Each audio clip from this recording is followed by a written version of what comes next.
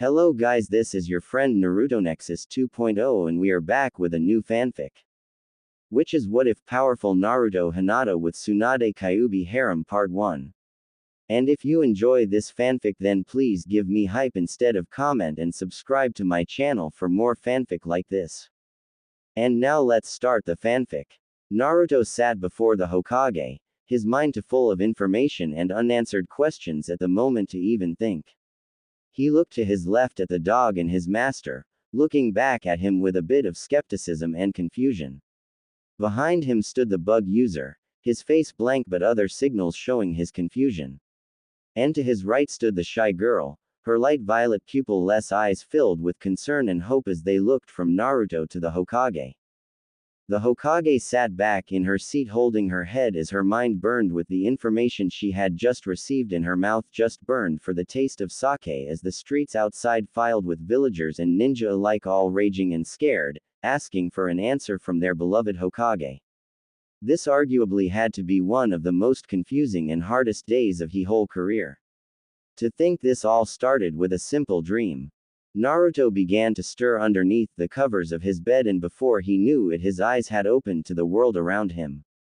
However, this world wasn't the one he was oh so familiar with, this world was dark with a single light beside his head. Ah, what time is it? He thought to himself expecting no one to answer his own thoughts, except maybe that damn fox. He turned his head to look at the clock by his bed, it read 5:34 a.m. Oh son of a. He muttered in his mind curling up attempting to return to the land of dreams but it was no use. Not that it would have aided him anyway. For the last few weeks he had been having very odd dreams, most of them dealing with the demon fox residing in his stomach. Why he had just woken up from a particularly odd dream where Kyuubi had, well he didn't quite remember but it was odd to say the least. He groaned and rolled out of bed, landing on his feet and deciding to take a small stroll to clear his mind and hopefully get back to sleep. He exited through his bedroom window and jumped down with ninja grace to the city streets, taking to a brisk walking pace to hopefully get this cleansing of his soul through with before the villagers awoke in the early morn. He sighed as he thought back to what had happened recently. He had come back to Konoha after a 2.5-year-long leave with the Arrow Sennin, Jiraiya only to be ordered on a mission to save the Kazekage, Gaara. Needless to say he had succeeded and returned to Konoha only to begin getting these weird bouts of pain in his stomach along with his warped dreams. He shook his head and a thought struck his head that it was a tad bit warm out that night but he quickly dismissed it, Konoha could have some weird weather now and again couldn't it? He looked around and noted something else odd.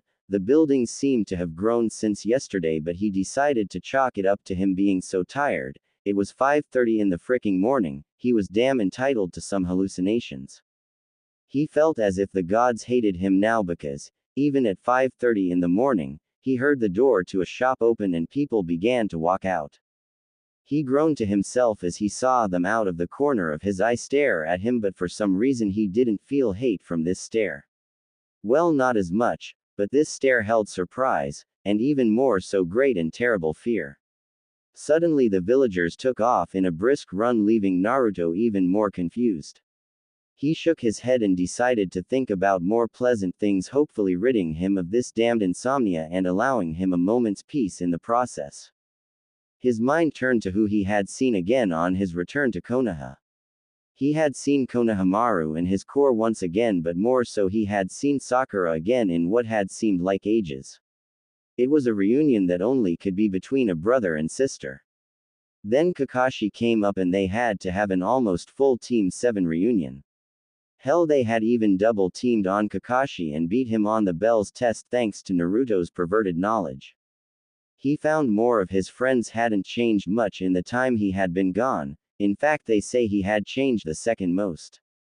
He smiled and shook his head at his latest encounter. Team 8 had been a blast to see again. Shino was his same cold and collected self with almost silence but Kiba and Akamaru.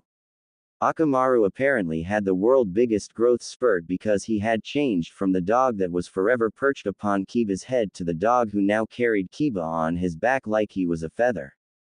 He had to smile in spite of himself at when he had seen Hinata. She plain stuttered to no end with that red blush of hers, then fainted in front of him. He was still confused as to why, but it certainly made an entertaining scene.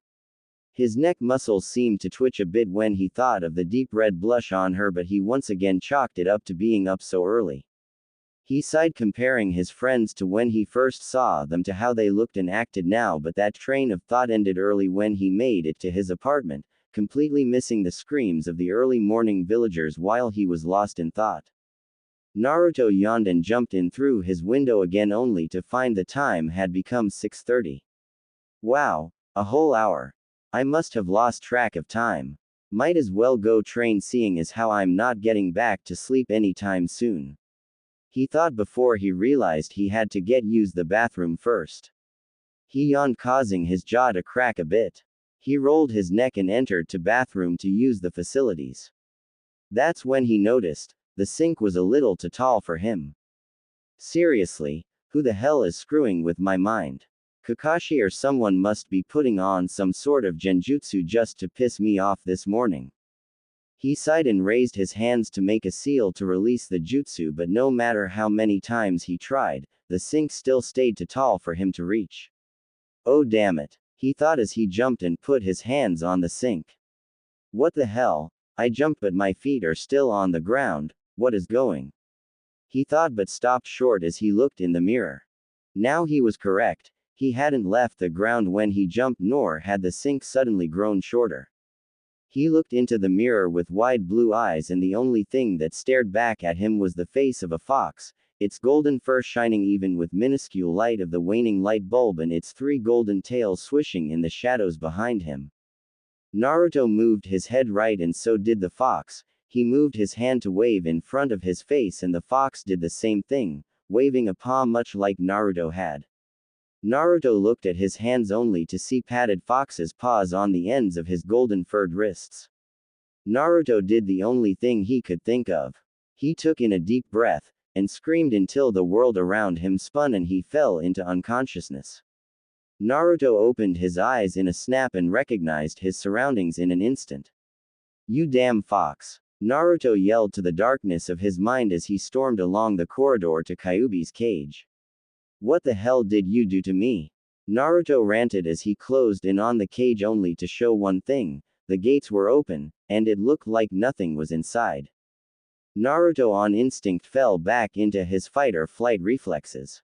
His muscles tensed, his eyes darted all around, his fur stood on end, and his heart began to speed. Kyuubi, get out here and face me like the demon you are. Naruto growled to the darkness, only to get nothing but the silence of the hall as a reply. Kid, came a sudden voice from all around his being. Naruto jumped to attention and spun, looking for any signs of life, but all that existed in this plane was himself and the darkness. Kyuubi. Naruto called, his voice full of confusion. Where the hell are you? Naruto sighed as he heard nothing for a long while, intent on leaving this place until, from the darkness of Kyuubi's cage came a wisp of red chakra and a weak growl. I hate you, you know that, was the weak snarl from inside the opened cage, as from the vast darkness crept a small and almost harmless-looking five-tailed chibi kitsune.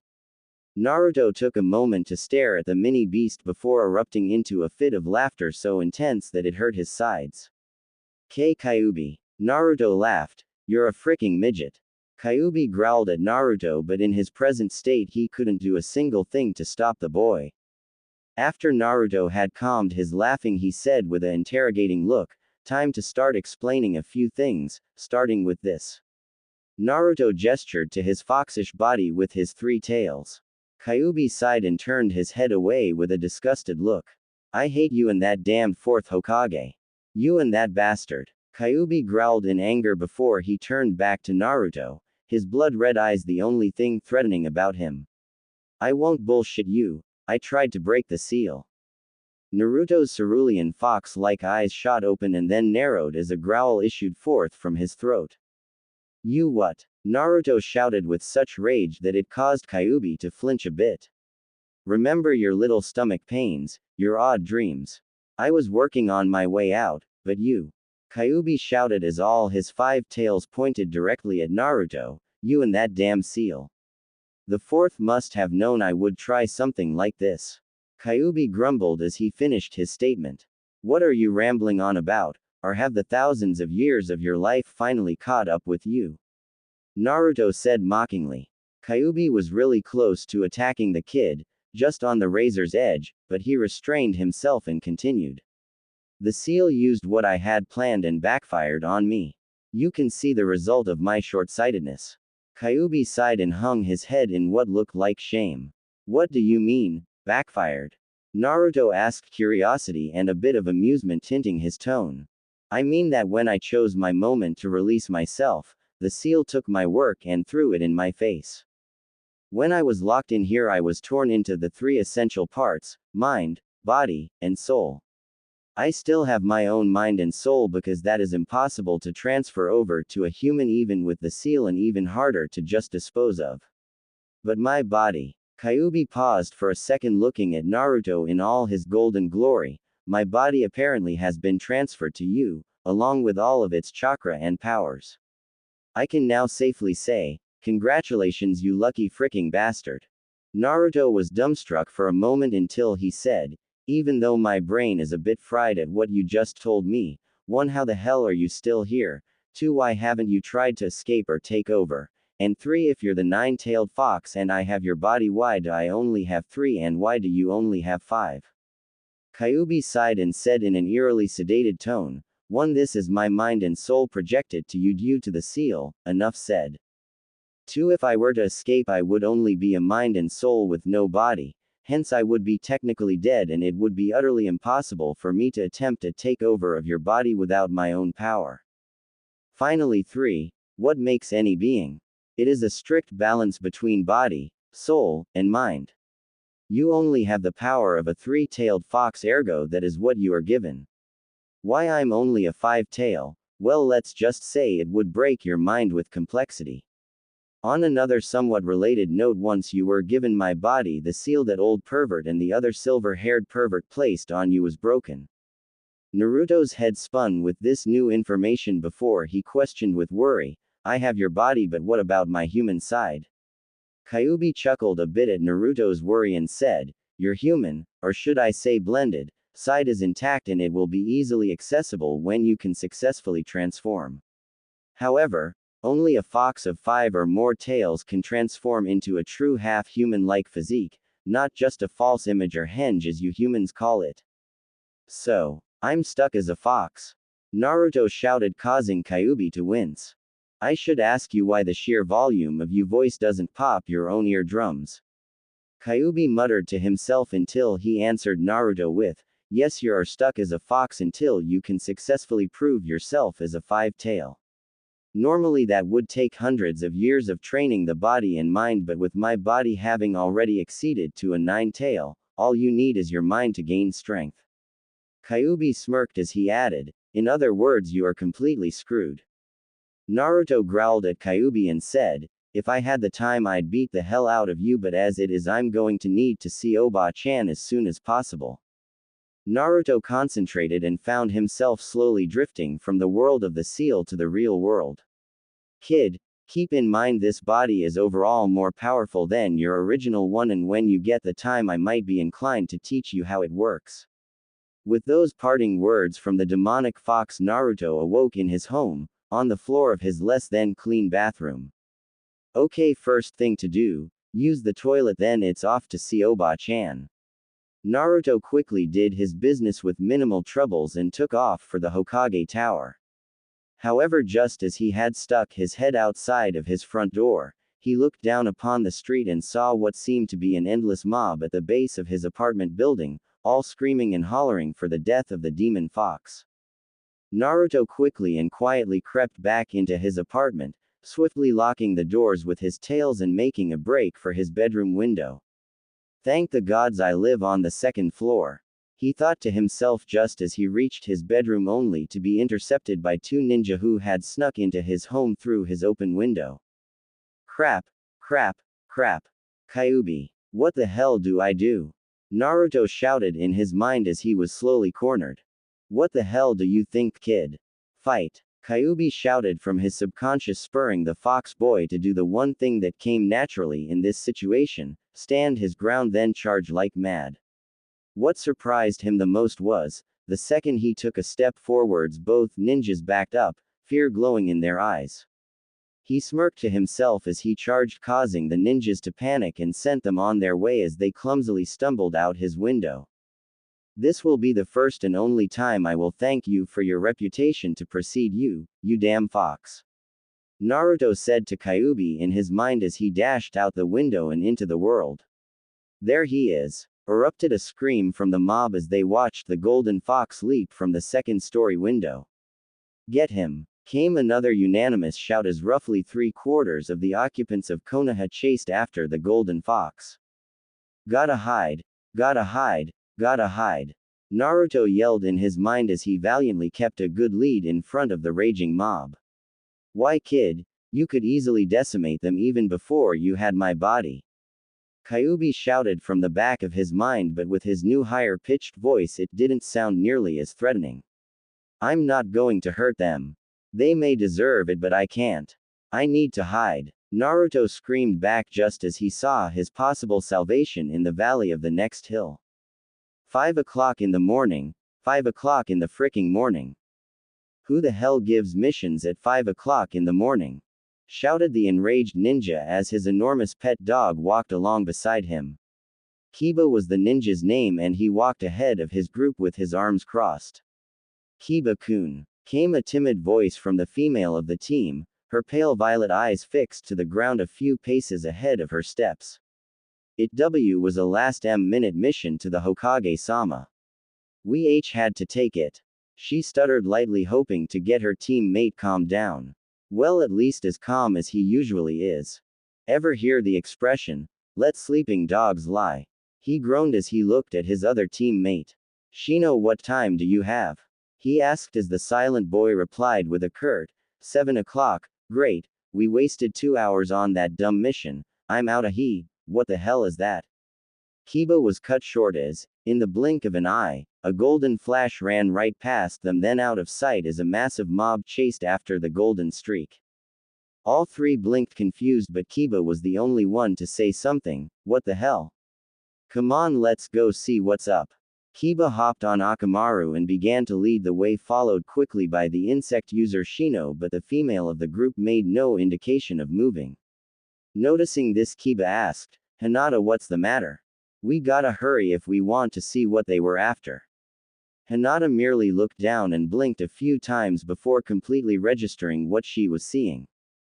Around her ankles was a shaking ball of golden fur, its bright blue eyes watching the mob intently as they left, chasing nothing. Kiba then noticed the ball of fuzz with a bit of confusion. Hadn't they just seen this thing run by them a moment ago? Hinata, shake that thing off quick. Kiba said as he dismounted Akamaru and the pair ready to attack. Suddenly the ball of fuzz cried out with short barks and yips, the feeling behind them being pure desperation. Hinata blinked confused and the bug wielder Shino waited, his bugs at the ready just in case the thing dared to attack. Kiba and Akamaru sat wide-eyed as the creature spoke its tail, and when it finished with a few short yips it slowly disengaged itself from Hinata's legs and looked up at her, hope in its azure eyes. Kiba sighed and looked at Akamaru, who looked back to his master, and with a few short barks Kiba nodded. Gather the fox, we have to get to the Hokage. Kiba and Akamaru began walking, followed by Shino. Hinata blinked, then looked down to the fox who, in his quick sprint from the murderous mob, had used up a great deal of energy and was having a hard time walking. She smiled slightly and picked the golden fox up, its size and weight not too much of a problem for her ninja training. I'm not sure what's going on, but let's go, Kitsune-kun, she said quietly as she followed her teammates in the direction of the Hokage Tower, avoiding any and all mobs along the way. Hey, we're here to see the Hokage. Kiba said to the intern at the desk of ninja relations to the Hokage. Do you have an appointment? Asked the intern, her voice clearly uninterested in whatever was happening with these three ninja and two canines for them to so urgently need to see the Hokage. Well, no, but Kiba began, but the intern cut in saying, sorry, no appointment, no seeing the Hokage. Kiba twitched a few times in anger. Shino silently glared at the intern, and Hinata looked at the kitsune in her arms with worry because she felt the ball of fur begin to shiver. Kiba was about to begin shouting, but suddenly the kitsune in Hinata's arms decided enough was enough and he broke free of Hinata's grasp, making a mad dash for the door.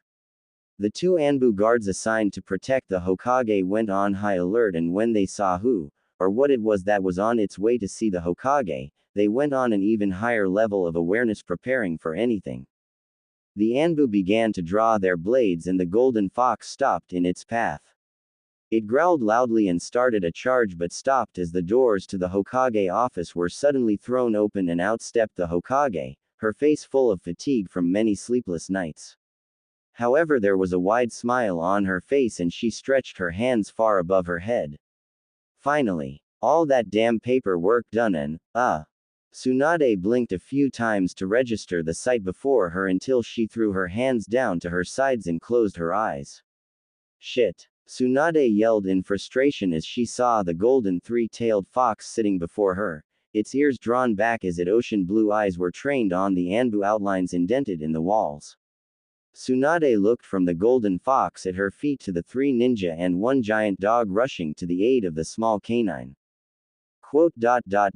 I really need a drink, Tsunade said as she walked into her office, sitting down in her chair and awaiting any and all explanations as to what the hell was going on. Tsunade sat with her head in her hands as the three ninjas and two canines walked in. It had been days since she had a full night's rest and this was the last thing she needed. I need a damn drink. Badly. Hokage-sama. Came three voices from the group before her and four of the visitors bowed in respect. The only one not bowing was the golden fox that sat with such a sense of self that it vaguely reminded her of someone. Yeah Hokage, this and that, what's with the fox? We found Kitsune-kun are running from AM mob. The normally shy girl answered. Tsunade raised her eyebrow and was about to comment until Kiba spoke up, drowning out all other voices. Naruto asked us to come. Everyone in the room save for Akamaru and Kiba turned and stared blankly at Kiba, a clear indication they though he had gone insane. But Kiba-kun. We haven't seen Naruto-kun all day. Hinata said with confusion thick in her stuttering voice. Kiba sighed and pointed right at the golden fox. Yes, you have, Hinata. He's sitting right there. All of a sudden all the eyes in the room turned to the fox, who looked very sheepish. I didn't believe it at first, but then it asked Akamaru and I to bring it here to plead its case. It said you would understand. Kiba finished as Akamaru barked in agreement. Tsunade looked at the fox stunned, and Naruto. The fox turned to her and nodded a little uneasily. This was the first time he had come close to revealing what he had carried all these years to people his own age. Hinata sat next to Naruto. Her face beat red as she thought of the way she carried the fox from where they had found it to the Hokage's office now. Naruto-kun, she thought, what happened to you? Okay, can you just give me a moment, alone with Naruto? Tsunade said and everyone began to move, but suddenly Naruto began to bark and yip and Kiba nodded, staying back along with Akamaru. When Shino and Hinata had left, Akamaru closed the doors and Kiba relayed the message to Tsunade. He said that he can't talk or transform yet, he needs me to speak for him. Kiba announced as Tsunade nodded before turning to Naruto. Naruto, you know that if this is you are going to have to tell them about your tenant. Tsunade said with a deathly serious tone as her eyes closed in sympathy for the young fox boy. Naruto hung his golden head and looked at Kiba and Akamaru from the corner of his eye.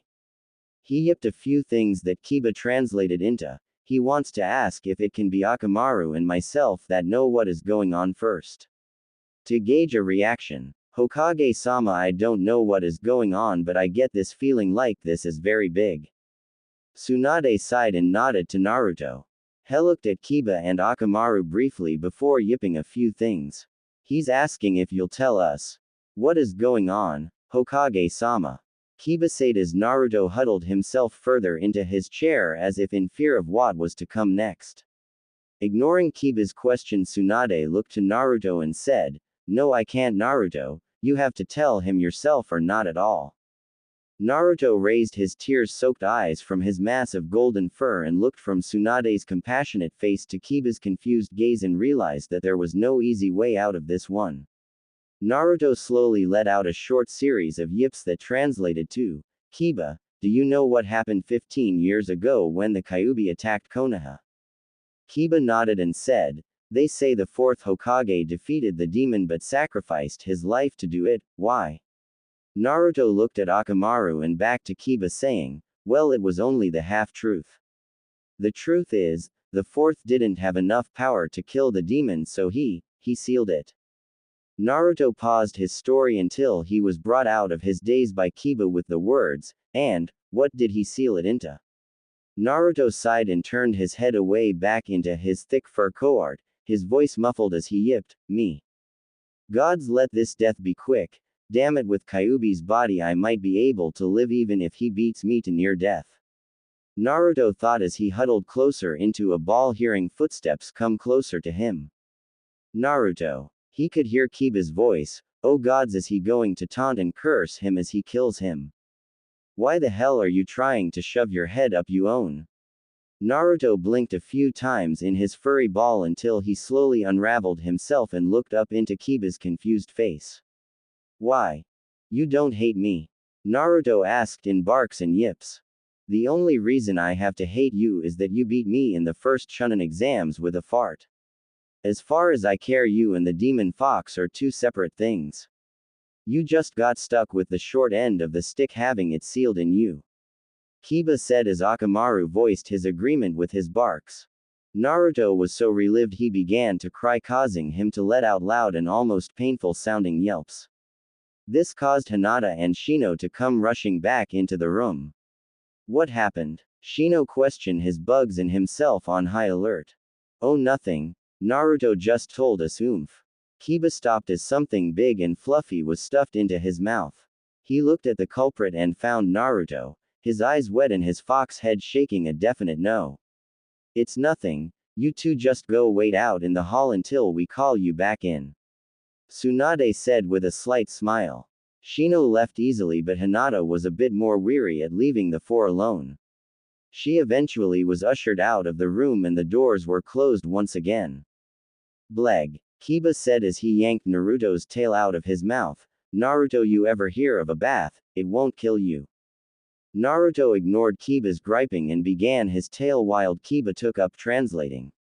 He went from his odd dreams, to his midnight walk, to his meeting with Kyuubi, right down to when he ran into Kiba, Hinata, and Shino. By the end of the story, Tsunade, Kiba, even Akamaru were all wide-eyed and a bit confused. So, is Kyuubi dead? Kiba asked in confusion. Technically, but as long as he's inside me he can be considered living. Naruto responded, which Kiba relayed to the Hokage. Can Kyuubi ever escape? Tsunade asked somewhat afraid. Only if I let him, and even then I have to have molded him a body of chakra which I can take back any second. Naruto yipped, sending the message through Kiba. What about you? Will you ever be semi-human again, or is this permanent? New powers, anything cool, come on, throw us a bone here.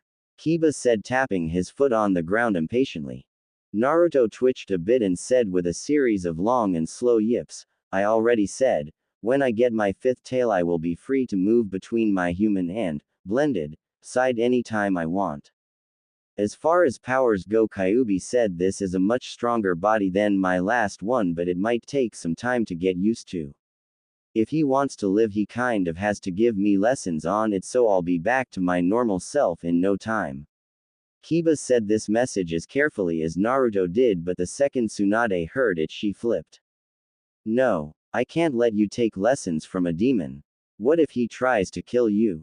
Naruto stood up and yipped even louder than Tsunade's yells, look, he can't take me over. He's only a mind and soul with no power behind him. He can't take over even if he tries, and if he does I can break the seal and poof, he's dead forever.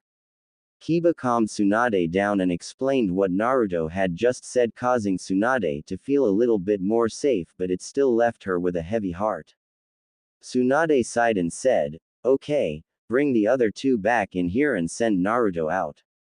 Naruto hopped from his chair and exited, looking at Akamaru on the way out and bowing slightly, causing the big dog to smile a bit. As Naruto exited, Shino entered, followed by Hinata. Shino just walked into the office, but Hinata paused and looked down at Naruto, who at the same time looked up. Their eyes met and Hinata suddenly felt heat rise into her cheeks and her heart begin to speed. Naruto watched her pale eyes dart anywhere but him and her cheeks burn with a deep red blush, and he suddenly found the floor very interesting. He walked quickly to a chair against the wall of the hall. What was that about? I guess I shouldn't have had that expired ramen last night, he thought as he took a seat and waited, keeping a sharp eye on the Anbu guards. Okay, this is what it boils down to. Tsunade addressed the 3 ninja and 1 ninja dog in her presence. As far as I can tell, that fox is indeed Naruto for one reason or another. Tsunade glared to Kiba, silently telling him to keep his big mouth shut. Kiba obeyed and Tsunade continued, however, Naruto won't be able to live like a normal human until we find some way to change him back, so it leaves me at this. At this point Tsunade looked around the room and said with a sigh, one of you 3 is taking the fox home.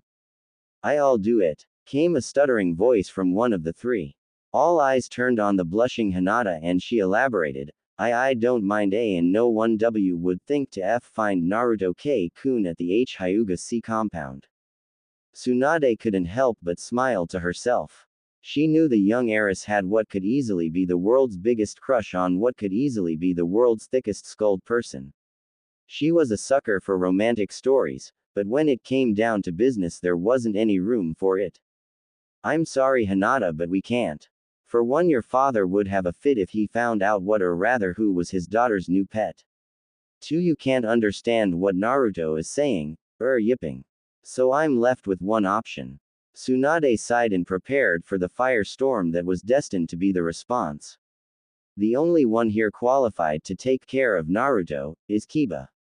Quote. What? Why me? Came a shout from Hokage Tower so loud that the very faces of the past Hokages trembled on their stone mountain. Because I said so, damn it. Sounded a bellow completely dwarfing the previous scream. Kiba stood in front of the Hokage, his blood boiling and his eyes glaring death to the respected leader.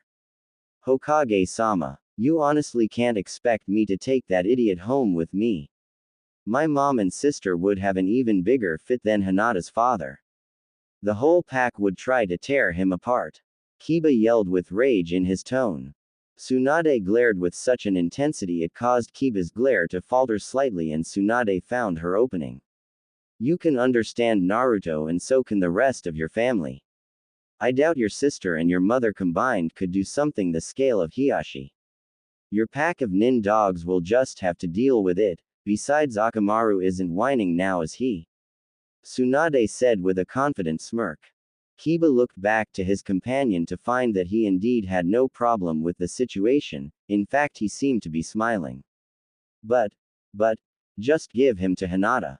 She even volunteered. Kiba yelled with a twitch in his eye. Hinata blushed deeply, remembering what she had said. Hell, give the damn fox to Shino. Just not me. Kiba finished taking deep breaths to get oxygen back into his lungs.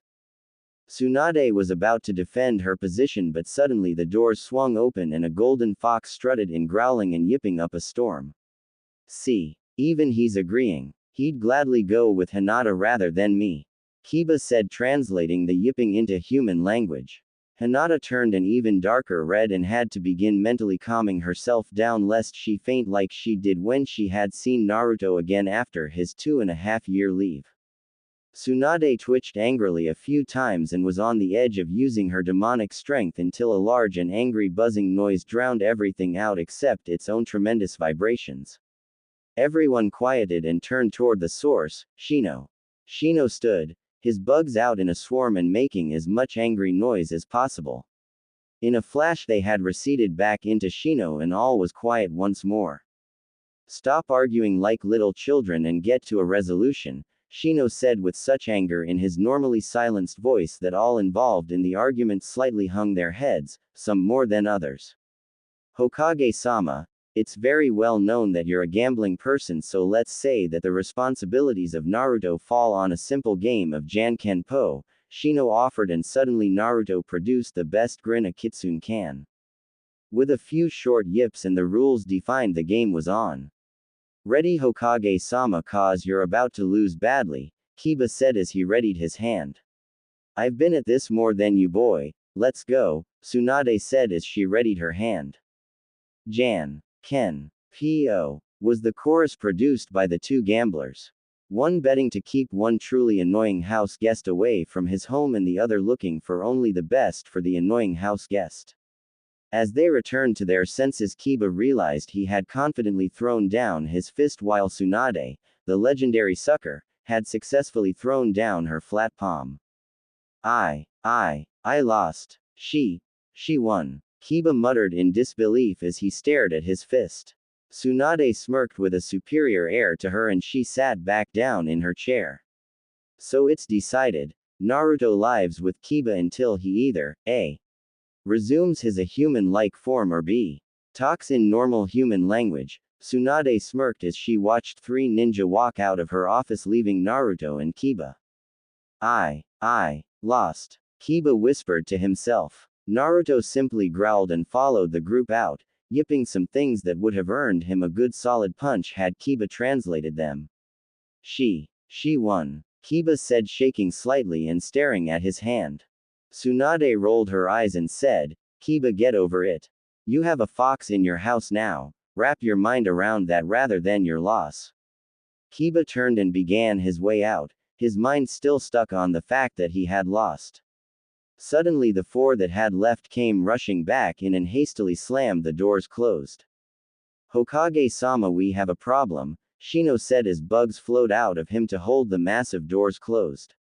Tsunade blinked and stood, walking from her chair to the balcony. She swiftly opened the latch on the glass doors and opened them wide, being greeted by the loud yells of the townsfolk. Kill the fox! Kill the fox! Kill the fox! Was the unanimous earth-shaking chant as the mob swarmed the base of Hokage Tower. Tsunade stared momentarily at the group, then turned back into her office, striding up to her chair and plopping down with her head in her hands.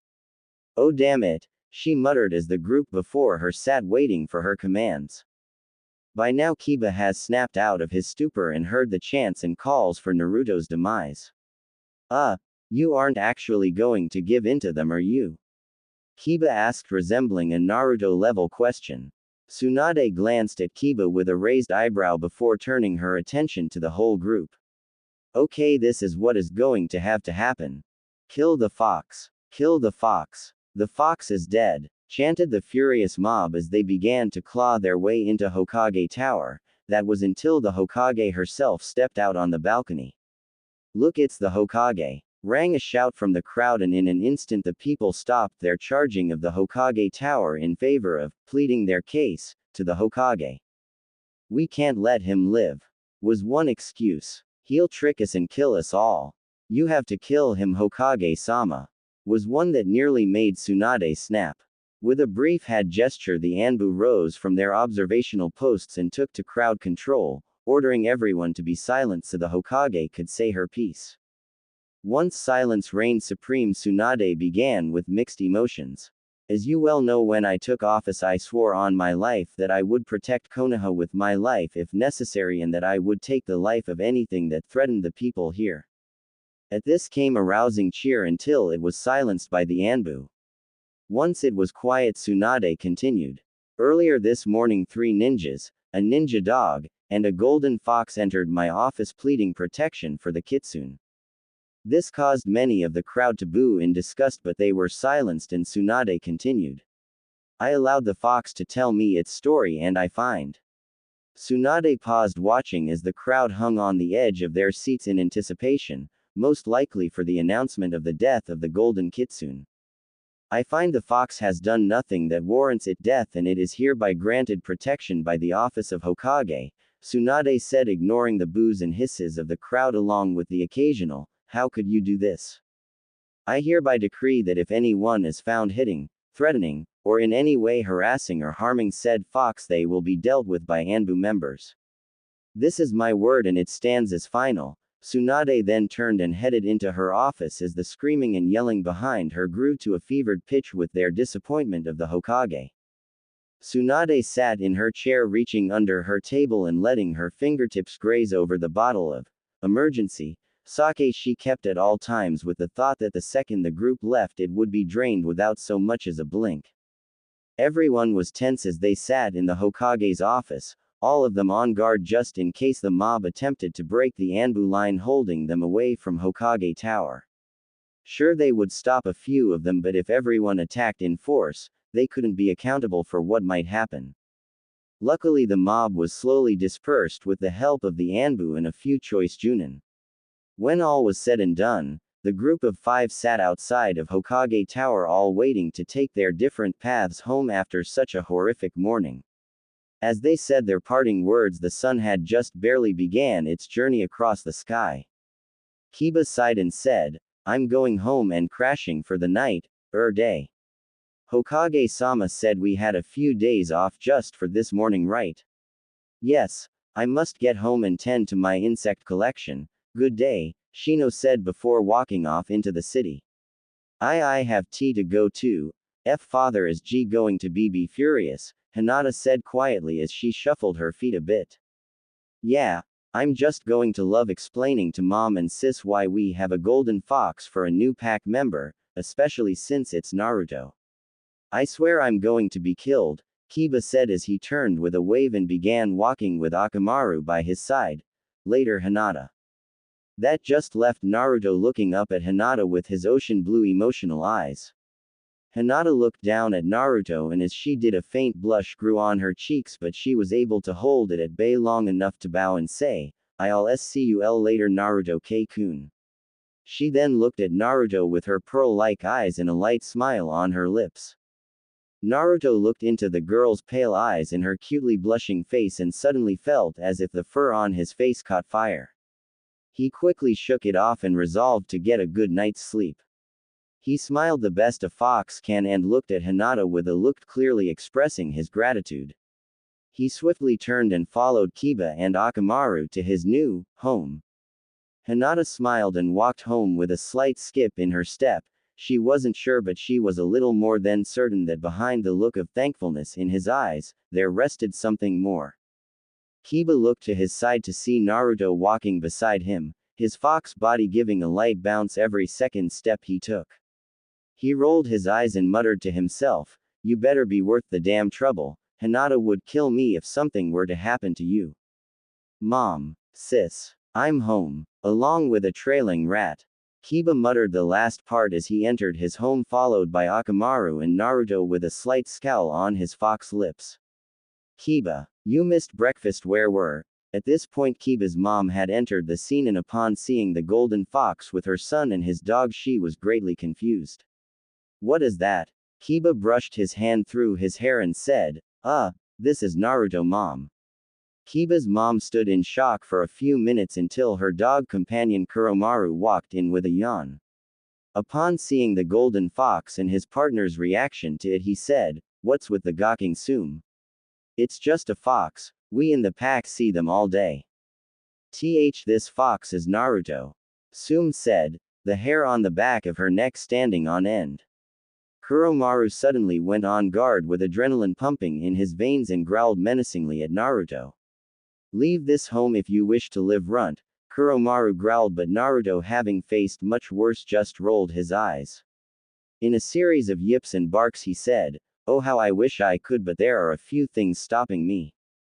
At this Kiba began his explanation at what had happened, how he had found out about Naruto's demon and, as much as it pained him, how they were expected to keep Naruto in their home. No matter how much she hated it, no matter how much it irked him, both Sum and Kiba had to accept Naruto in their home. After a brief showing around the grounds, Kiba and Akamaru left to get some rest. Naruto was free for the remainder of the day. Naruto took this time to try and catch up on his own rest, but no matter how hard he tried, the smell of dog and the overwhelming feeling of being watched all the time made him lose his fatigue. Gods, what is there to do at this time of day? Naruto questioned no one in particular as he wandered the vast yards of the Inuzuka home. You could start by leaving and never coming back, came two voices from the darkness of the bushes. Naruto turned just in time to see two large whirlwinds of claws and fangs heading straight for him. Naruto's instincts kicked in and he swiftly jumped to the side, narrowly avoiding the whirlwinds. The whirlwinds proceeded to die down and stop entirely, revealing two ferocious-looking dogs, both of them having a deep, almost bluish-colored fur. Naruto blinked confused and said, who the hell are you? The two blue dogs stood tall and proud and said, "We are the Oromaru twins and we will drive you off these lands, you demon fox." Both twins readied themselves and when they were ready they called out, "Yatsuga." They began their attack with a sprint, then they leapt up into the air, spinning into two devastating whirlwinds.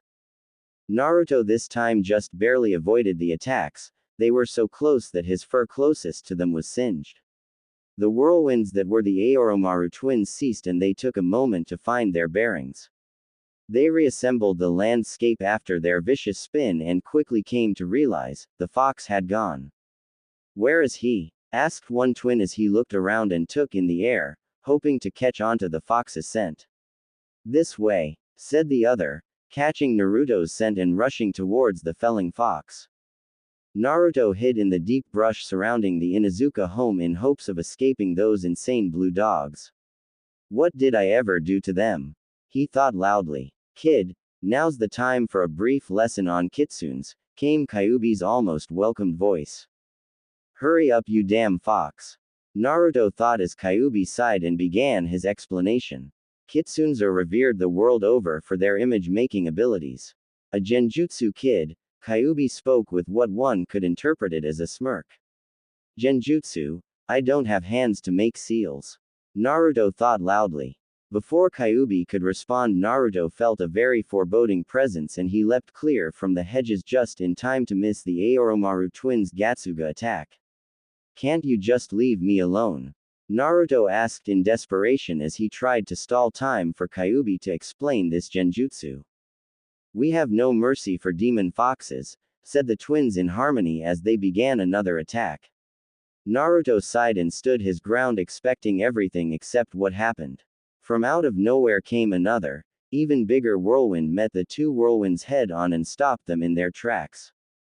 Naruto watched as the twin whirlwinds faltered and spun out of control from the power of the single larger one. They landed some ways away, both twins having their brains scrambled from spinning too long and losing control. As the single giant whirlwind came to a stop, it revealed a female dog, her fur the same brilliant white with brown splotches as Akamaru's fur.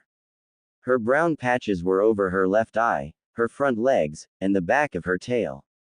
The only thing out of place on her was a single spot in the center of her head that was what seemed to be green in shade. She sighed, then smiled at Naruto in a friendly gesture. "Sorry about those two," she said with a sheepish glance to the side, "they've always been trouble." Naruto sighed and plopped down on his stomach while saying, "Thank you, you don't know what you have just done for me." The female dog laughed in a way that only a dog could and approached Naruto. "What saved your life?" Naruto nodded. "Yeah, thanks a lot. It's no problem. My name is Midori," said the female as she walked over and greeted Naruto like every other animal, sniffing. "Whoa," Naruto said as he jumped up and backed away, slowly scooting on his tails to cover his rear. "Oh, sorry. Didn't know you were so sensitive," Midori said with a slightly suggestive tone. Naruto stared blankly for a few moments before saying, "Anyway, my name is Naruto. Thank you for saving me." "It's really no problem, Naruto-kun," Midori said as she sauntered up to Naruto and rubbed against him as she passed him only to circle around and sit eerily close to him. "So what are you here for?"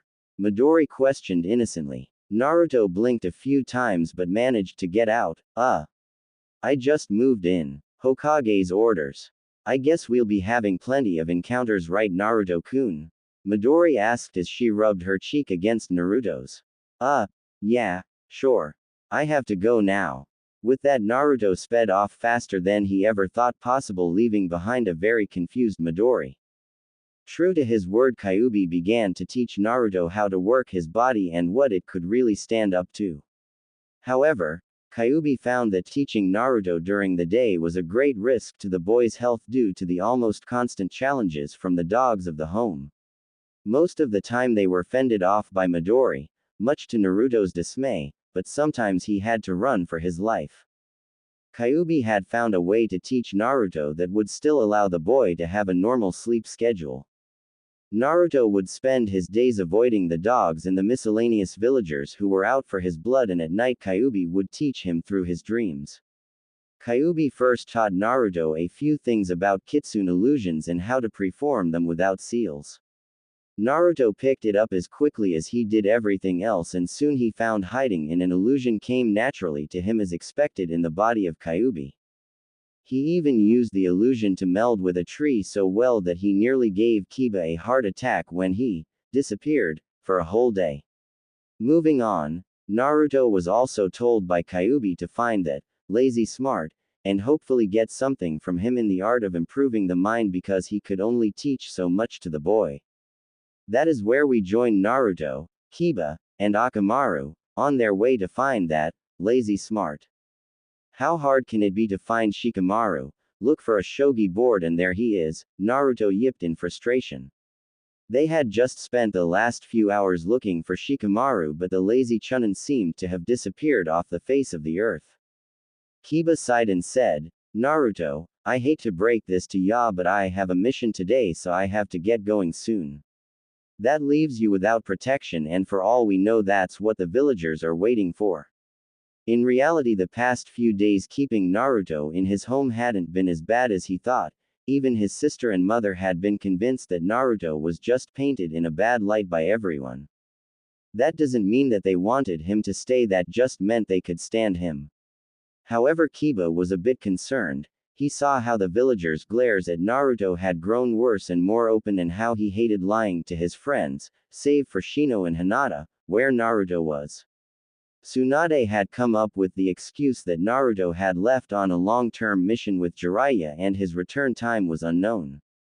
Many found it suspicious, but they figured that was Naruto for you. Kiba, however, was convinced that this fox that he had taken home was in some serious trouble if he was left alone. Then again, in the past when Kiba had to leave, Naruto turned and went home without so much as an argument.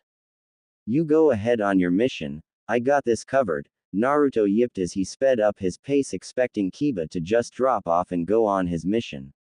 No, Kiba said as he reached down and grabbed Naruto with the scruff of his neck, you're going home and that's that. We can't risk you getting your little fox head sliced off, no matter how empty it is. Naruto sighed and turned his head to look at Kiba out of the corner of his eye. Sorry Kiba, but I can't have you stopping me. With that and a puff of smoke, Naruto turned into a log and somewhere a small kitsune disappeared into the village. Oh shit, Kiba said to himself as he went searching for the golden fox. Naruto raced through the town square, eliciting plenty of screams of terror and death threats, but at that point he didn't care. He needed to find Shikamaru ASAP. He paused for a brief moment to check his search route when he heard something very familiar. Excuse me. Hinata, Naruto thought as he headed right for the sound of the stuttering shy girl. He hopped and ran as fast as he could toward her timid voice and welcoming arms. He smiled as he laid eyes on her exiting an herbal medicine shop, and he put himself into high gear just to get to her faster. However, unlucky for him, a hand reached down from the sky and plucked him from the ground by his tails and neck. You bastard fox, growled the burly man as he gripped Naruto's throat tighter to keep him from yipping out an emergency to Hinata or anyone around. You not only come back to kill us all, but you want to start with the Hyuga heiress. I'll put your head on a mount, growled the man as he began to squeeze harder. Naruto's breaths came in short gasps and they quickly ceased altogether when the man began to crush his windpipe.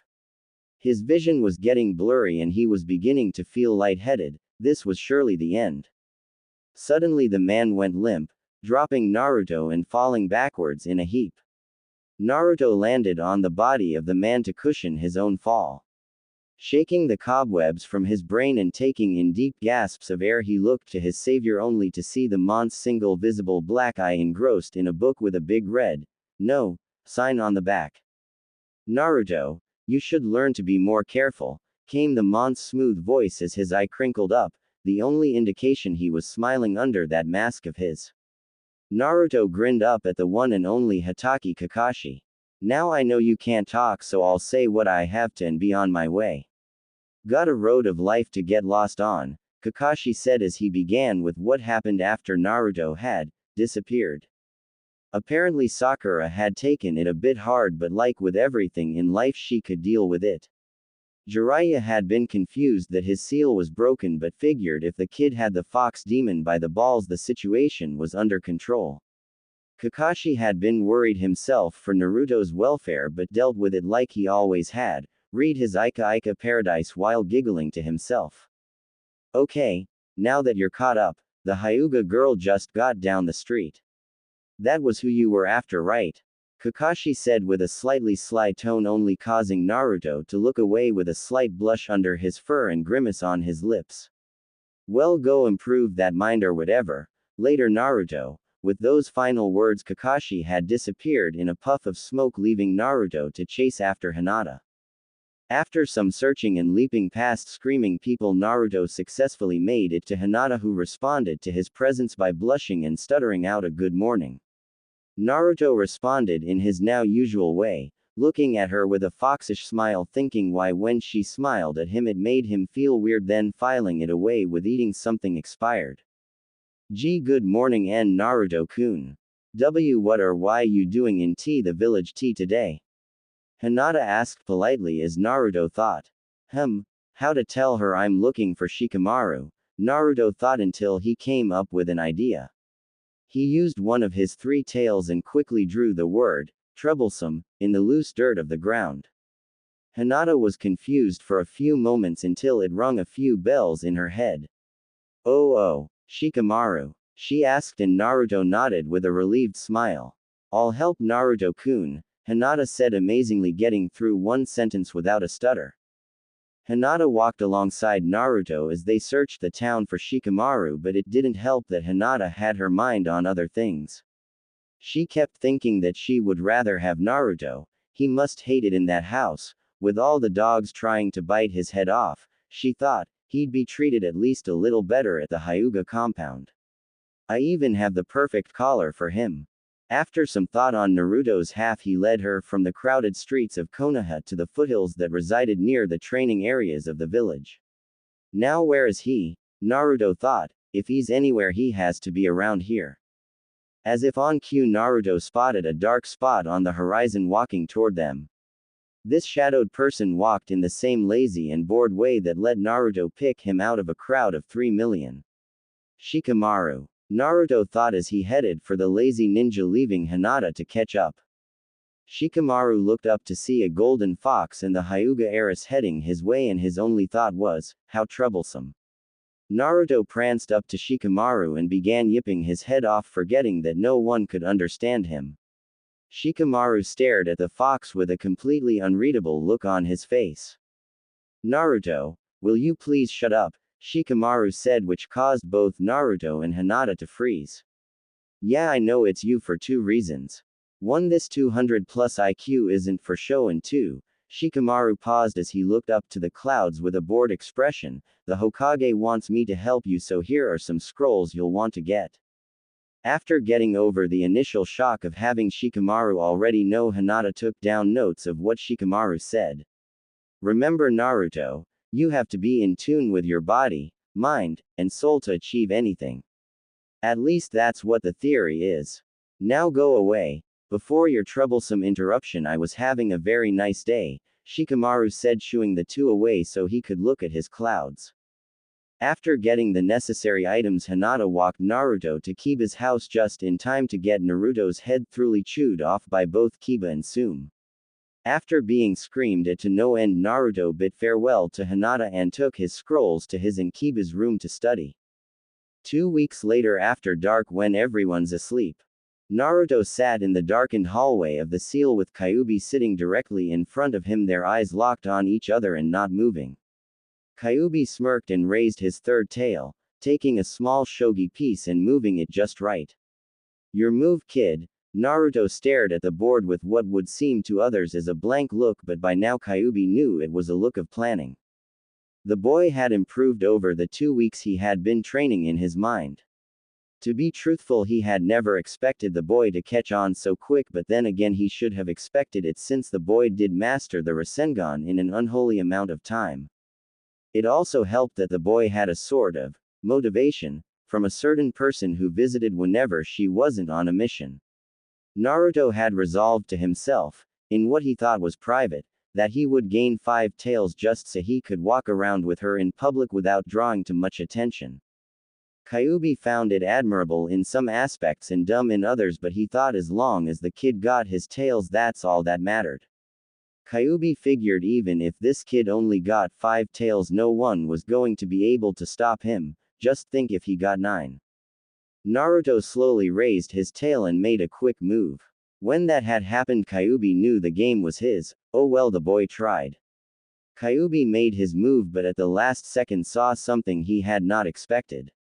Naruto had just lured Kyuubi into a trap. Naruto grinned and began carrying out his plan. Kyuubi smirked. Yeah, this kid's a miracle. Kid, do you remember the last lesson from your scroll of Zen? Kyuubi asked as he made a move to stop the boy's assault.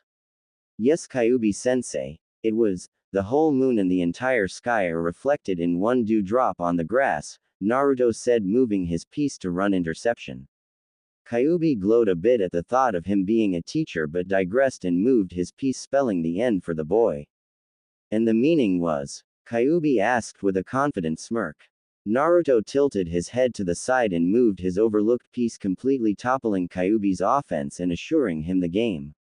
Something with such incredible insignificance often holds the greatest value, Naruto said with a smile as Kyuubi stared at the shogi board in disbelief. All because of one piece he had lost the game. Kyuubi took a few moments, but then he softly began to chuckle.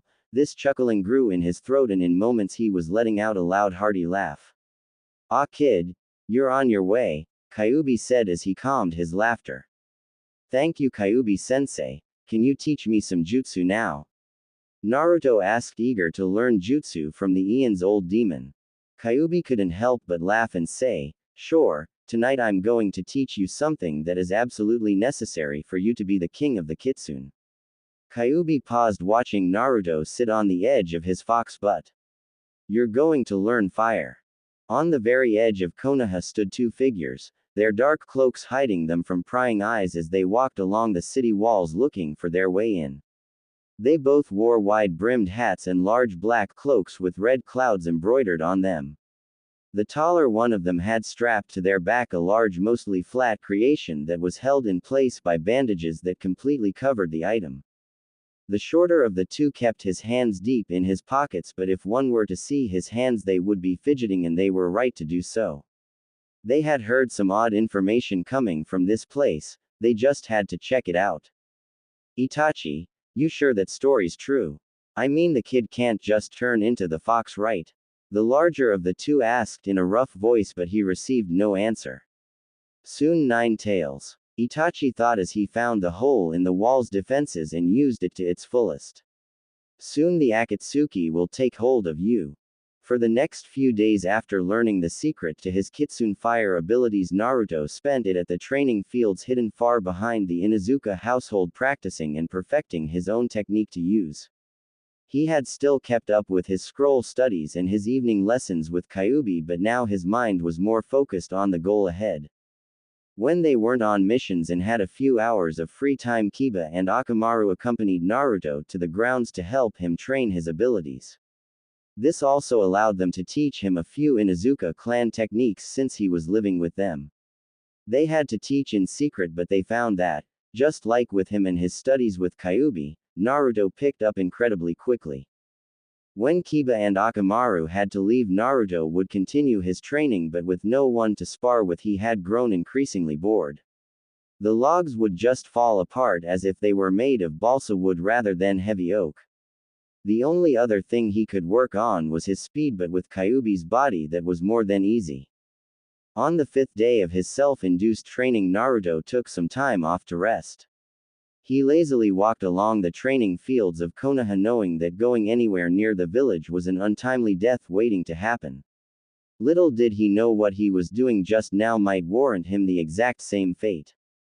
Naruto yawned and looked for a place to rest, and that's when he suddenly noticed it. He smiled with a little nostalgia to himself as he wandered into the training fields of his old team, Team 7. He sighed as he looked at the 3 poles, long ago replaced, but the spots in which they stood held more significance than anything before. This was where they had passed the Bell's test, this was where they had first become a team. This is where they met before missions while waiting hours on end for that lazy pervert to show up. This is where he ran to just before the Chunin exams. This was where she found him and gave him the little confidence she had so he could continue on. He smiled to himself and sighed in a fox way as he walked to the poles, running his paw over one of them in remembrance. Naruto-kun, came a shy and stuttering voice from behind him that he could tell in an instant that it was the girl that he had just been thinking about. He turned his fox head to see the pale-eyed girl looking at him, then to the training poles. Naruto scooted a few inches over and patted the ground next to him with one of his tails as an invitation for Hinata to sit, which she obviously accepted. She walked over and quietly sat next to him as he looked up to her with a questioning gaze. She caught his gaze and began quietly, I was just. She took a side glance at Naruto, who was in rapt attention to her, which caused her to blush, but she gulped down her nervousness and continued with, the clan has been upset with me ever since I lost to my sister. Sometimes I can't handle their stares so I come here to think. Naruto saw the deep look of sadness in her pale eyes and did what came to his instinct. He wrapped his tails around her in a comforting embrace. Hinata's eyes immediately switched from sadness to pure shock, so much so that she nearly fainted but held her head together, slowly getting used to Naruto's warm tails wrapped around her. She could smell his scent perforating from the furry appendages. It smelled like the deep forest with a hint of ramen. She sighed with a serene look on her face and began to pet Naruto's tails absent-mindedly, sending the fox boy deeper into the state of comfort that he had entered the moment he surrounded Hinata with his tails. Naruto, with his enhanced nose, could pick up Hinata's scent easily, and to him it smelled wonderful. It was a light scent of lilacs with a small hint of something he couldn't quite place, but nonetheless it led him into an incredibly relaxed state. Ah, how sweet. Fox Demon and his girl sharing a moment. So sorry to break it up, but the fox is coming with us, came a gruff voice that broke both Naruto and Hinata from their dazes. They reluctantly broke apart and stood up in a flash, facing the last 2 people Naruto wanted to see right now. The 2 that faced them now were none other than Uchiha Itachi and Hoshigaki Kisame of the Akatsuki. Naruto growled loudly as he locked eyes with infamous Sharingan of Itachi, but at this moment Itachi found it a waste of his energy to use any jutsu, so he motioned for Kisame. Kisame looked down at Itachi, who muttered only one thing, he's all yours. At this, Kisame grinned with demonic intent and drew his blade, Samahata, into the fray. Hear that, kid? It's you against me. Kisame paused as he took a few practice swings with his blade. Try to make this interesting, okay? Hinata was in shock at what was happening. Here were 2 S-ranked criminals after her Naruto. She couldn't let this drop. No way in hell. No matter how shy she was, there is a point where she'll get defensive. However, before she could leap into action with her Byakugan and Juken style, Naruto's tail encircled her waist and gently pushed her away, silently telling her to run. She looked down at Naruto, who made a simple head gesture to leave, then sprung into battle, leaving her torn between running and staying to help. Kisame laughed and said, "Ah, this is going to be fun after all. A golden fuzz ball protecting what's his. Kinda brings a tear to your eye, not?" Kisame launched at Naruto, his sword raised for a powerful strike. Hinata's eyes widened in fear while her cheeks burned with a blush from what Kisame had said. Kisame brought his blade down on where Naruto should have been, only to see the ground beneath his blade but no bloody fox.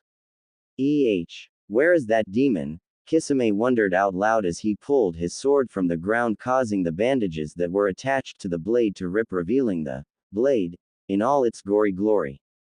Hinata gasped as Kisame's sword was ripped from its bandages and it showed its true nature, but that was nothing compared to what was darting from the forest to Kisame's back. Kisame smirked and raised his sword to block the claw attack Naruto attempted from his back. Nice try, Fox, but I'm stronger, Kisame said as he held his sword against Naruto's claws.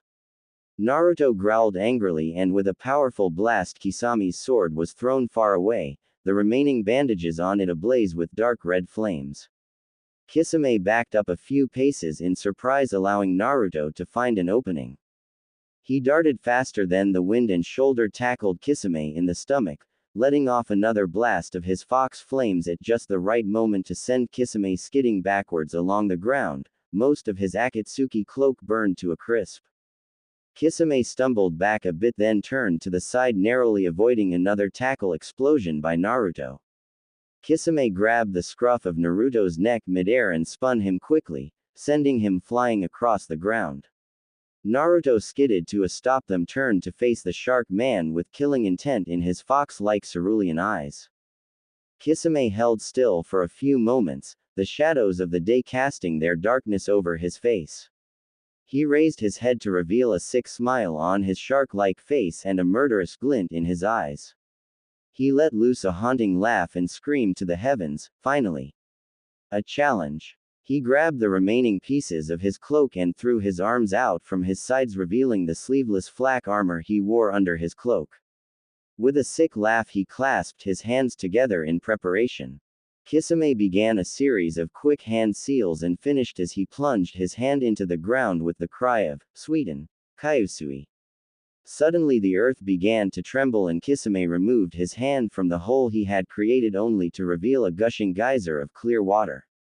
In no time the geyser had filled the training field in a deep level of water, causing all who were in the area to channel chakra into their feet to stay afloat. Crap, this isn't good, Naruto thought as he channeled chakra into his paws. Ya think, kid. This body is fire-based, so in other words, water equals bad. Kyuubi screamed in Naruto's mind, completely missing the hand seals Kisame had created. Suiten. Suiryudan no jutsu. Kisame called as a massive dragon made of water rose from his summoned water supply. Naruto's eyes burst open and he began taking defensive measures to avoid the massive dragon now chasing him. Kisame smirked and made a new set of hand seals, screaming out, "Suiten, Sukiodan no jutsu." This only increased the problems for Naruto, as while he was running from the massive dragon of water, powerful blasts of water began to cut him off. Shit, Naruto thought as he dodged the blasts and the dragon with great effort and difficulty.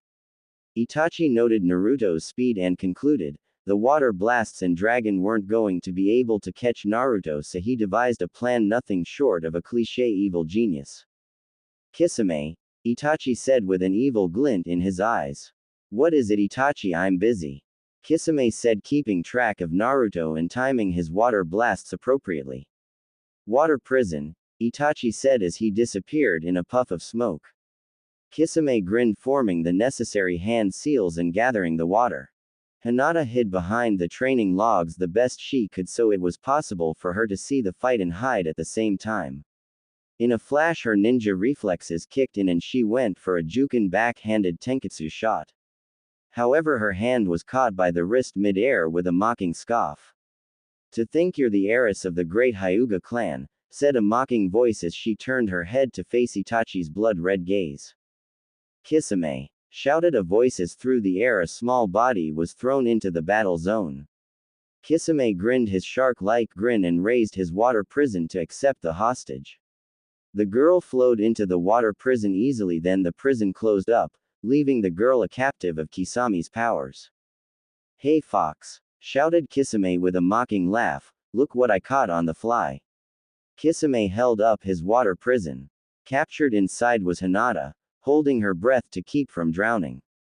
Naruto looked at Kisame then back to avoiding the water blasts, but he did a double take which threw off his agility, allowing for several powerful water blasts and the water dragon to hit him head-on, sending him flying into the woods. Hey! Kid loses his head over one girl. I'm going to enjoy this, Kisame said with a smirk as one of his water clones took over, holding the girl in the prison, allowing him to retrieve Samahata. Naruto lay on the tree branch, his body battered with some bones under the skin fractured. He was also soaked to the bone, but all this didn't matter in the least. The only thing he thought about at this moment was pure and simple, unimaginable revenge against the offender Kisame. Naruto rose from his spot on the tree limb with difficulty and turned to face the approaching shark man and his clone with Hinata in a prison.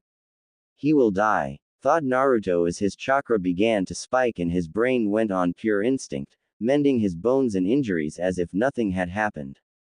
Then his mind began molding raw chakra into something spectacular. Come out, wherever you are, Kisame called with a gravelly laugh. Came a distorted and animalistic growl from the forest.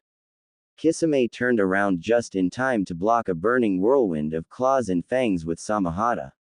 The whirlwind deflected to the side and slowed to a stop, revealing Naruto, his fur a blazing gold and waving behind him 3 tails of solid fur and 1 of red chakra.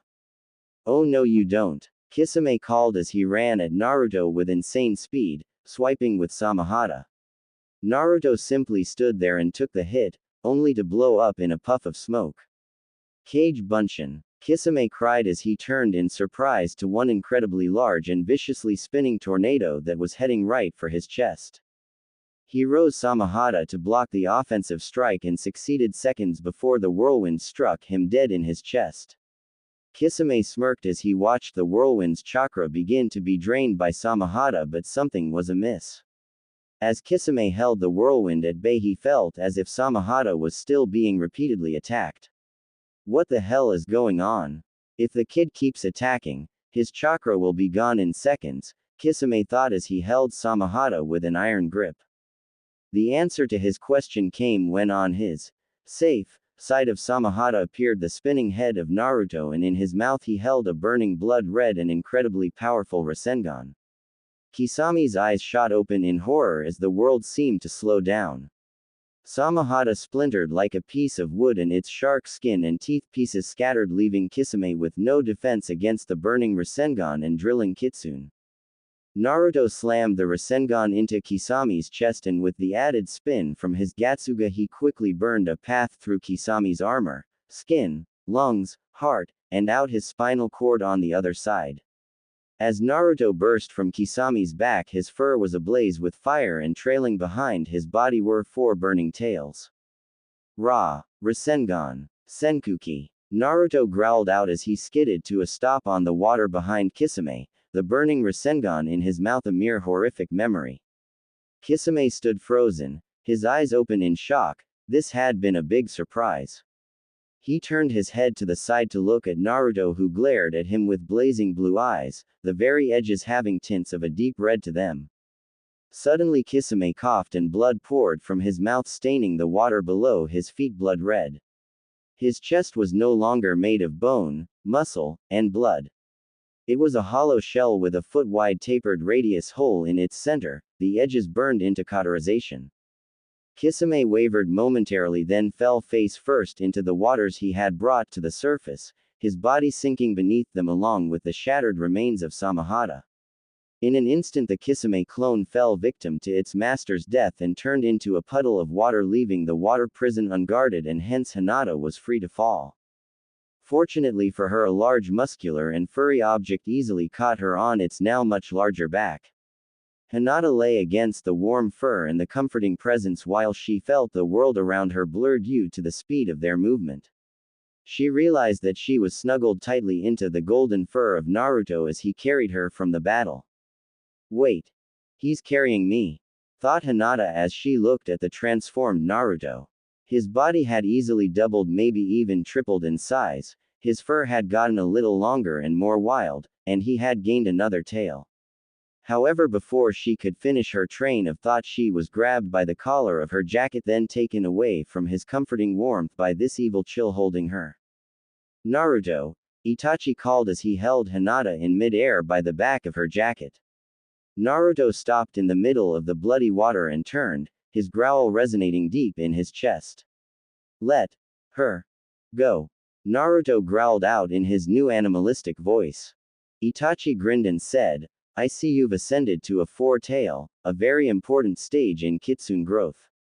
I'm sorry to do this, but after seeing you kill Kisame so ruthlessly, I find I should take the same liberty with this Hyuga, it's only fair. Then I'll take care of you.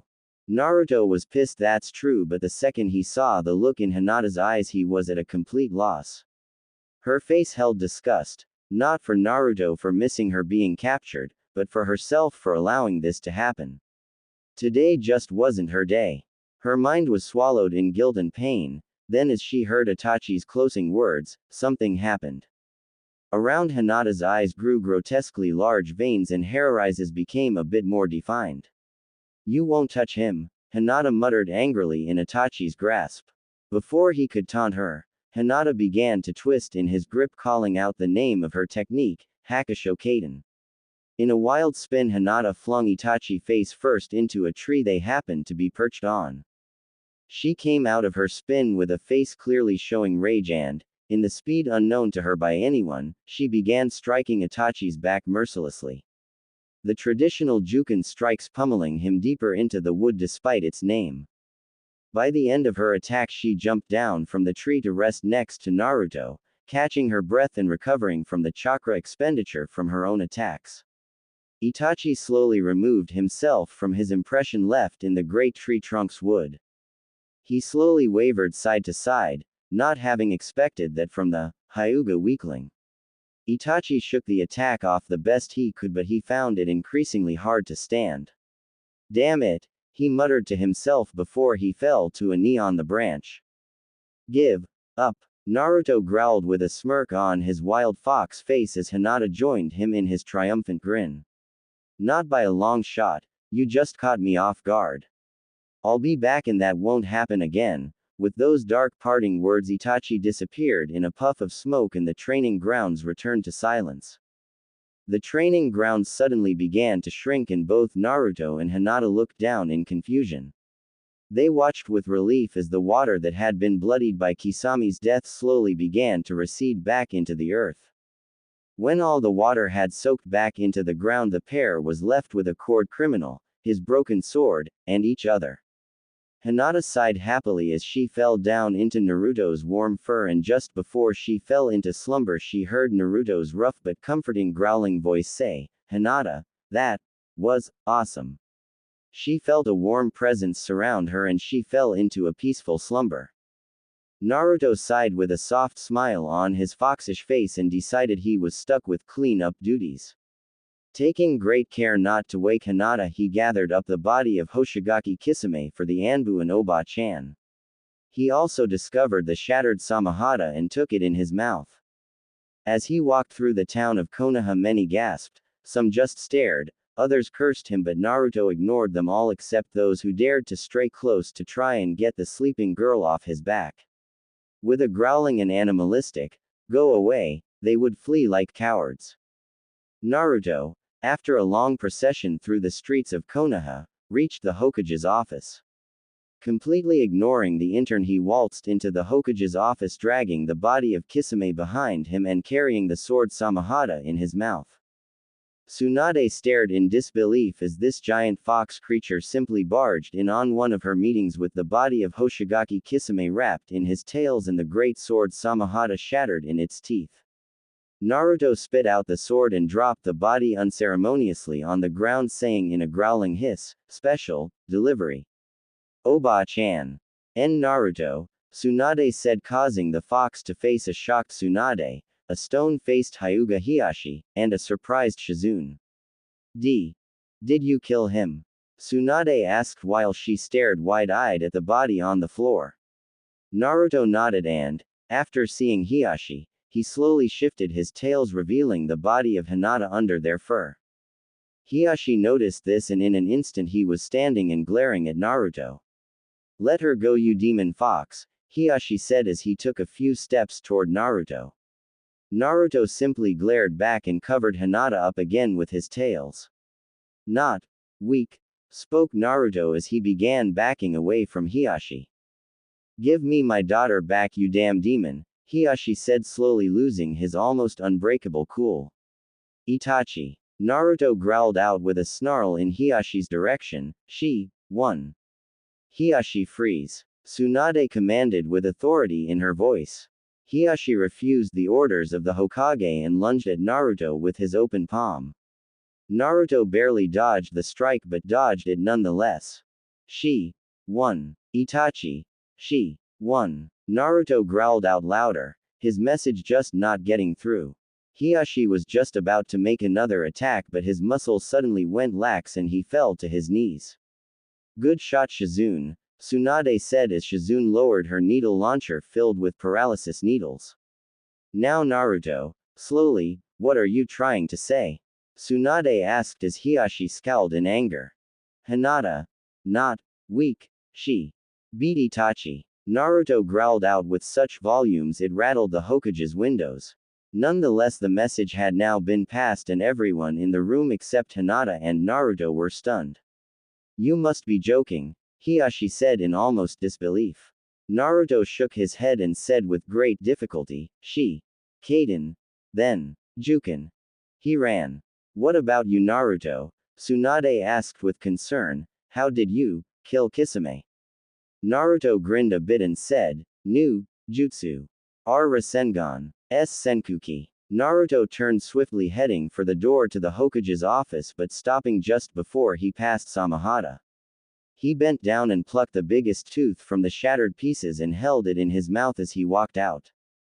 Naruto, where are you going? Tsunade questioned as he reached the doors of the Hokage's office. Let go of my daughter. Hiashi roared, the paralysis being slowly ebbed away by his struggles. Take Hinata home. Naruto grumbled as he disappeared in a golden blur. Tsunade smiled to herself. Maybe those romance stories really do have a place in the field.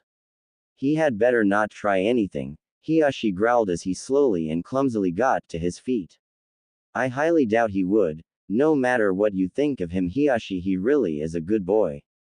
Just a little stupid at times, Tsunade said with a smile on her lips. As long as he comes nowhere near my daughter or my home again, I couldn't care less, Hiashi said, brushing off his clothes and getting ready to chase down a certain fox for his daughter back. Oh, I think there might be a problem there, Hiashi, Tsunade said with a smirk, seeing as he's staying at your mansion from now on. Naruto happily bounded rooftop to rooftop, his body seeming almost weightless even with the addition of Hinata on his back.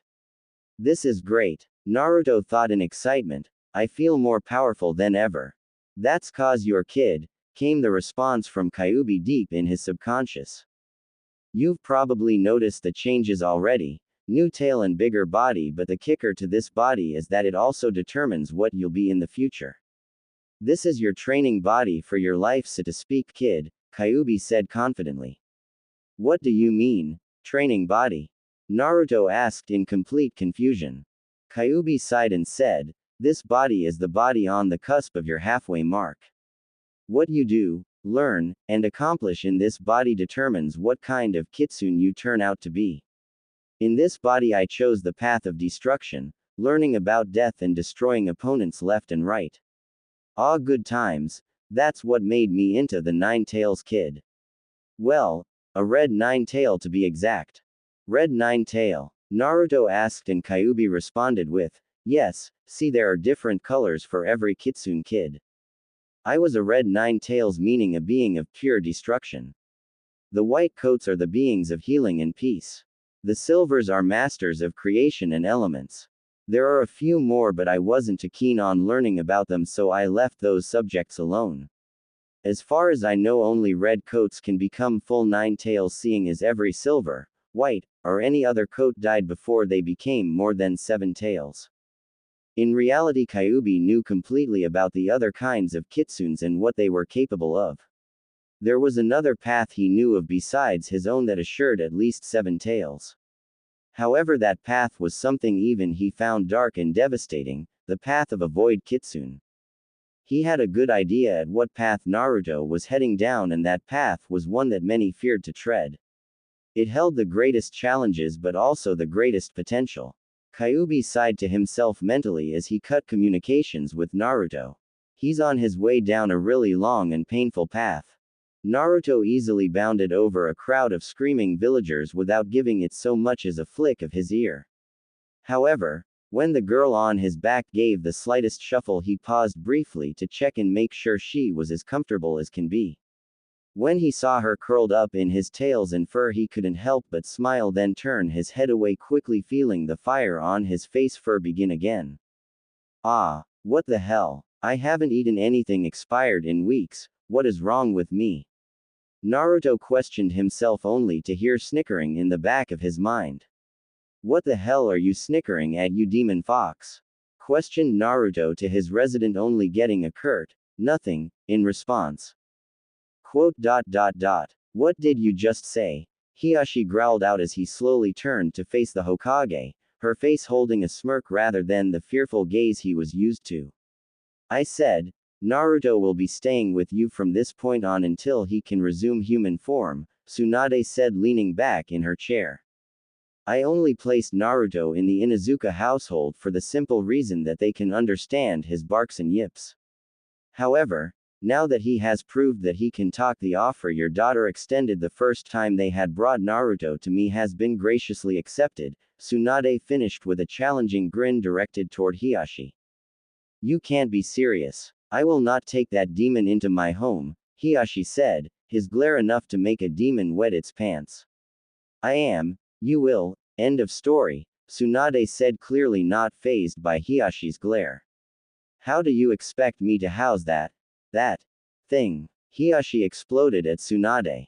Tsunade calmly rose from her chair, her fist clenched tightly with her arm shaking. You and the rest of this damn village, I swear, Tsunade muttered before she calmed her hand and walked around the desk to face Hiashi. That boy is not a thing. He is closest this village has to another fourth Hokage. Tsunade said right in Hiashi's face, I never knew one with the Byakugan could be so blind. He may have the body of a demon, but if you just took the seconds to notice who he truly is and what he really does for people, you would notice that he is a hero. He actually gave your daughter the confidence to fend off Uchiha Itachi. Tsunade took a deep breath to calm herself. You and the rest of this village may think him a monster, but you know what the fourth wanted him viewed as. He wanted him to be the hero, to be respected for bearing such a painful burden, but do you people ever get it? No, and that is something I find truly sickening. Tsunade concluded her rant with a quick turn, leaving a gaping Hiashi staring at the back of her head. Hiashi remained silent for a long time until he silently bowed and left the Hokage's office with the words, Goodbye Hokage-sama. The second Hiashi left, Tsunade plopped down in her chair and reached under her desk only to find her emergency sake missing. Oh shit, Tsunade said as she put her head in her hands, Shizune, get me a bottle of sake stat. Naruto neared the end of his journey. It wasn't that much farther. There it is.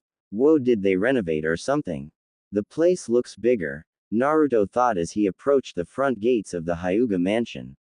Naruto slowly edged his way through the front gates, careful to not let the squealing nose wake the sleeping Hinata.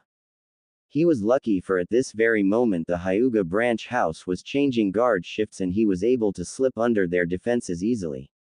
From that point on, it was simply a test of how well his genjutsu held up under the gaze of the Byakugan. He passed through the halls, sniffing from room to room, searching for Hinata's scent until he finally found it. The room was covered in her scent heavily and it almost caught him in its relaxing clutches, but he held steadfast with his will and resisted the temptations. He entered Hinata's room, his intention to lay the girl on her bed so she could rest after her encounter with the Akatsuki. He walked up to what he presumed to be Hinata's bed and he tried to pry her off his back with his tails. As his tails wrapped around her waist and began to pull, her hands and arms went on autopilot, wrapping around him and holding him tighter so she didn't have to leave the warm fur. Naruto attempted time and time again to pull her off his back but only succeeded in getting her to partially roll off his back and sit on the floor with her arms around him. Oh, you have to be kidding me. Naruto thought as he kept thinking. He eventually settled on lying down to think, but it turned out to be a bad idea because when he did, Hinata lay on his side and curled up in his fur again, using his tails as her own personal blanket. Naruto blinked as he saw Hinata curl into him and felt her soft body lie against his. It felt rather nice. I could get used to this. No, wait. Bad thoughts, bad thoughts. Must punish, thought Naruto as he used one of his free tails to hit his head. Okay, think rationally. She's using you as her bed and your tails as her blanket. Ah, it's hard to think rationally with her on me like this. Bad Naruto. Naruto continued to his head as he heard a howling laughter in the back of his mind. What made this situation even worse was the fact that at that moment Hiashi entered Hinata's room. Hiashi simply stared for a few moments, seeing her daughter have a death grip on the fox and the fox hitting its own head with a free tail. Hiashi rolled this over a few times in his head before clearing his throat. The fox suddenly stopped hitting its head and it slowly turned its eyes to the Hyuga leader. Not my fault, pleaded Naruto in a quiet voice as to not wake Hinata. Hiashi put his hand on his forehead to compose himself with what he saw, and when that was done he said with the calmest tone possible, I understand. It was Naruto's turn to stare at Hiashi in disbelief. What? Questioned Naruto, which made Hiashi groan to himself. I said I understand, besides I am probably going to have to get used to this sight, Hiashi said, muttering the last part to himself, but Naruto caught it with his fox ears. What do you mean? Naruto asked softly. Hiashi sighed and with a bit of a reluctant to admit voice said, welcome to your new temporary home. Naruto's fox face split in his typical joyous grin and bowed the best he could with only the use of his head. Thank you, Hiashi-sama. Naruto could have sworn he felt the girl lying on him give him a squeeze but shook it off as his imagination. I agreed under the terms you would do absolutely nothing to my daughter. Understood, Hiashi said with a deathly serious voice and glare. Naruto looked into Hiashi's eyes with an equally serious glare and said, I, nor anything else, will hurt her. I swear. Hiashi stared into the red-edged cerulean eyes and sighed with relief. Naruto had that odd squeezing feeling around his side and the odd warmth on his face, but he shook it off like he normally did. I have the understanding that you know how to use the toilet, correct? Hiashi asked with a raised eyebrow. Naruto nodded and Hiashi continued with, good, you eat ramen, correct? Naruto nodded with vigor and Hiashi came close to a smirk. Excellent. Our food budget won't take a sufficient hit then. Once Hinata awakens she can show you around the grounds, then you are to go to the Inuzuka household to gather your things. With that Hiashi left shaking his head and rubbing his temples, I'm going to go insane. Hinata had been resting quite easily all up until the part where Naruto had attempted to pry her off with his tails. Halfway through the struggle she was slowly jarred awake, but in her daze of only being half awake she clutched the warmth to her even tighter when it shifted to lie right next to her. She was about to resume her slumber when she heard a soft rhythmic thumping sound that caused her to stay awake.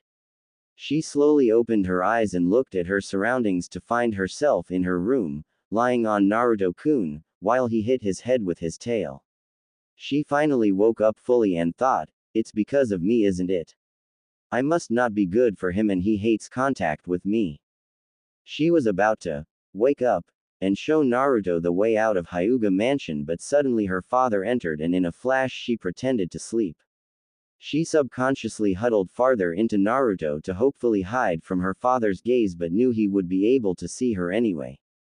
She frantically thought of ways out of this situation and she nearly began to cry, knowing that after this she would be severely punished by her father. Welcome to your new temporary home. Those words passed over Hinata's ears, causing her to have a bit of shock and then relax. She smiled to herself and gently gave the fox she was lying on a squeeze, hoping he didn't notice.